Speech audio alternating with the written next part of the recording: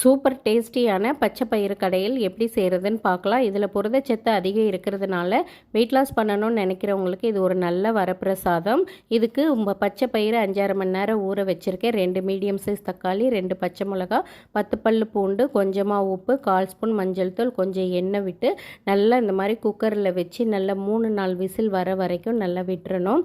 தம்மு அதுவாகவே அடங்கணும். தம் release ஆயிடுச்சான்னு check பண்ணி பார்த்துட்டு வேக வச்ச பச்சை பயிரை அந்த மிளகாய், தக்காளி எல்லாமே ஒன்றோட ஒன்று சங்கமம் ஆகிற வரைக்கும் நல்லா இந்த மாதிரி கடைஞ்சி எடுத்துக்கிட்டோம் அப்படின்னா கிட்டத்தட்ட ரெடியான மாதிரி தான். அதுக்கப்புறம் ஒரு கடாயில் எண்ணெய் விட்டு தேவையான அளவு கடுகு, சீரகம், காஞ்ச மிளகாய், கருவேப்பிலை, வெங்காயம் கட் பண்ணி வச்சுருக்க வெங்காயம், இதில் சின்ன வெங்காயம் சேர்த்துக்கிட்டால் சிறப்பு, இல்லைன்னா பெரிய வெங்காயம் யூஸ் பண்ணிக்கலாம். இது நல்ல வெங்காயம்லாம் வதங்கினதுக்கப்புறம் இதை தாளித்து எடுத்தோம் அப்படின்னா சூப்பரான பச்சைப்பயிறு கடையில் ரெடி. இதை நீங்களும் ட்ரை பண்ணி பாருங்கள். தேங்க்யூ.